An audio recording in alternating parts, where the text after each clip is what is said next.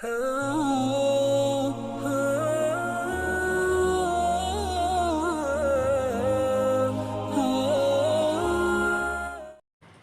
अलैकुम वरहमतुल्लाहि वबरकातुहू। अल्हम्दुलिल्लाहि रब्बिल आलमीन वस्सलातु वस्सलामु अला सय्यिदिल मुरसलीन व अला आलिहि व अस्हाबिहि अजमईन, अम्मा बाद। फ़अऊज़ु बिल्लाहि मिनश शैतानिर रजीम। बिस्मिल्लाहिर रहमानिर रहीम। या अय्युहल्लज़ीना आमनू इज़ा क़ुमतुम इलस्सलाति फ़ग़सिलू वुजूहकुम व अयदियकुम इलल मराफ़िक़ि वम्सहू बिरुअसिकुम व अर्जुलकुम इलल कअबैन। रब्बि इश्रह ली सदरी व यस्सिर ली अमरी वहलुल उक़दतम मिन लिसानी यफ़क़हू क़ौली। रब्बि ज़िदनी इल्मा।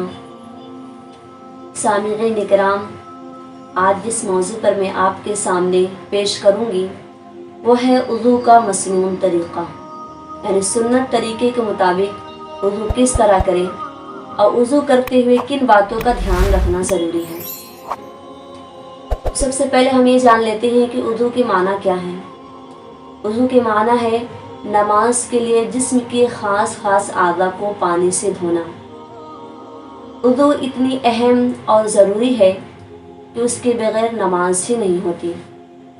हदीस इस तरह, अन अबी हुरैरा रज़ियल्लाहु तआला अन्हु अन मुहम्मद सल्लल्लाहु अलैहि वसल्लम फ़ज़कर अहादीस मिनहा वक़ाल रसूलुल्लाह सल्लल्लाहु अलैहि वसल्लम ला तुक़बलु सलातु अहदिकुम इज़ा अहदस हत्ता यतवद्दअ, रवाहु मुस्लिम। हज़रत अबू हुरैरा रज़ियल्लाहु तआला अन्हु ने रसूलुल्लाह सल्लल्लाहु अलैहि वसल्लम से कई हदीसें बयान की, जिनमें से एक ये थी कि रसूलुल्लाह सल्लल्लाहु अलैहि वसल्लम ने फरमाया, अल्लाह ताला बेवज़ू की नमाज कबूल नहीं करता। कुरान मजीद में अल्लाह पाक का इरशाद है, या अय्युहल्लज़ीना आमनू इज़ा क़ुमतुम इलस्सलाति फ़ग़सिलू वुजूहकुम व अयदियकुम इलल मराफ़िक़ि वम्सहू बिरुअसिकुम व अर्जुलकुम इलल कअबैन। कि मोमिनो, जब तुम नमाज पढ़ने का इरादा करो तो चेहरा और कोहनियों तक हाथ धो लिया करो और सर का मसाह कर लिया करो और अपने पाँव टखनों समेत धो लिया करो।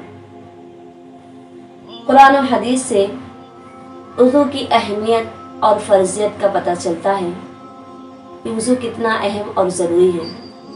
जब वज़ू इतना अहम फ़रीज़ा है तो उसका सीखना भी निहायत ही ज़रूरी है। आइए हम वज़ू का तरीका जान लेते हैं। वज़ू के लिए सबसे पहला और ज़रूरी काम है वो है नियत, और हर नेक अमल से पहले नियत करना ज़रूरी है। और नियत दिल के इरादे को कहते हैं। असल वजह तो वो इरादा है जो किसी काम के लिए किया जाए और इसमें अल्लाह ताला की खुशी और उसके हुक्म की फर्माबरदारी मकसूद हो। नियत ये एक दिली अमल है, इसमें ज़बान को कुछ अमल दखल नहीं है, बल्कि ज़बान से बोलना गैर मशरू है।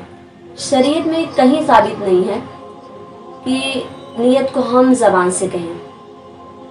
नियत की दलील सही बुखारी की सबसे पहली हदीस, जिसके रावी है उमर रज़ियल्लाहु तआला अन्हु हैं।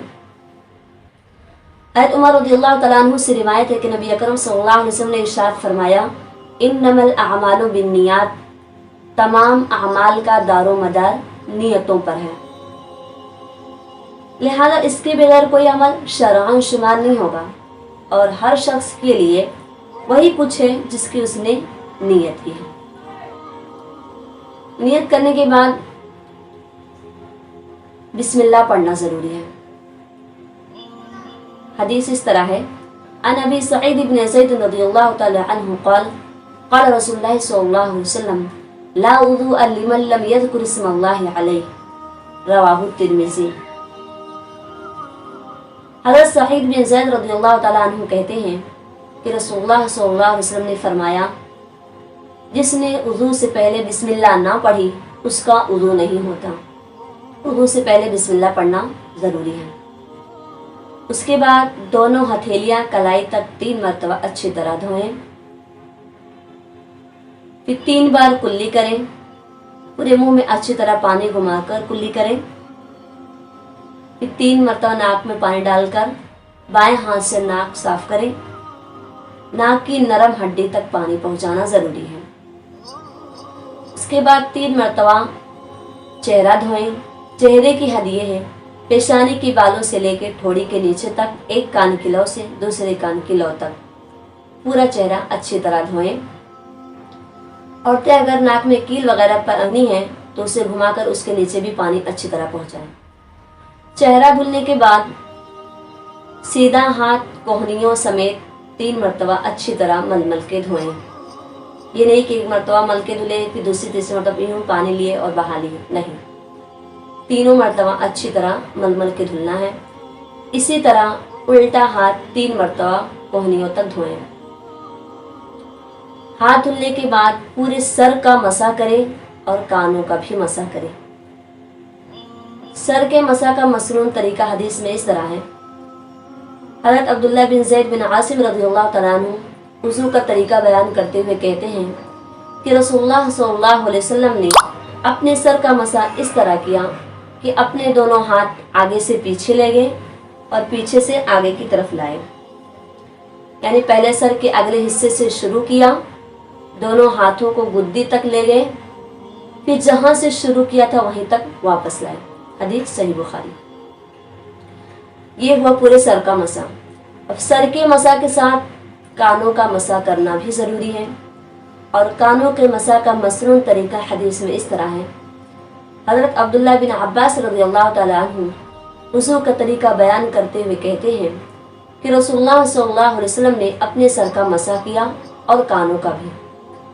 कानों का मसा किस तरह कि अपनी दोनों शहादत की उंगलियों को कानों के अंदर का मसा किया, शहादत की दोनों उंगलियों से कानों के अंदर इस तरह घुमाए जिस तरह शेप बना हुआ है, और दोनों अंगूठे से कानों के बाहर का हिस्से का मसा किया। हदीस में सही। मसा करने के बाद पहले सीधा पाँव 3 मरतबा धोए उंगलियों का खिलाल करते हुए। पहले सीधा पाँव 3 मरतबा उंगलियों का खिलाल करते हुए धोएं, फिर उल्टा पाँव इसी तरह धोएं।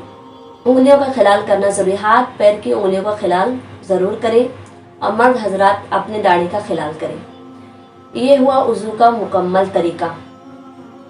वज़ू करने के बाद अगर कोई शख्स ये कलमात कहे, अशहदु अल्ला इलाहा इल्लल्लाहु वहदहु ला शरीका लहु व अशहदु अन्ना मुहम्मदन अब्दुहु व रसूलुहु।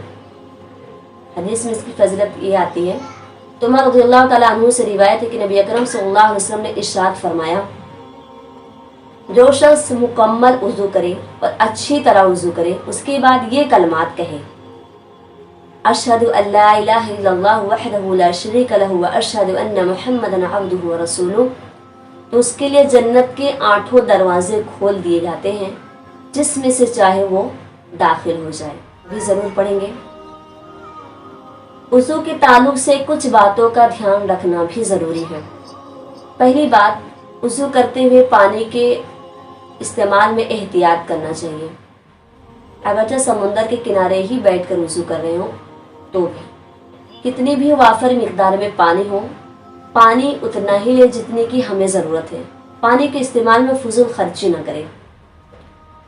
दूसरी बात ये कि वुदू के आधा में से कोई जगह खुश्क नहीं रहनी चाहिए, सूखी नहीं रहनी चाहिए। हदीस में इसकी बहुत बड़ी वईद आती है।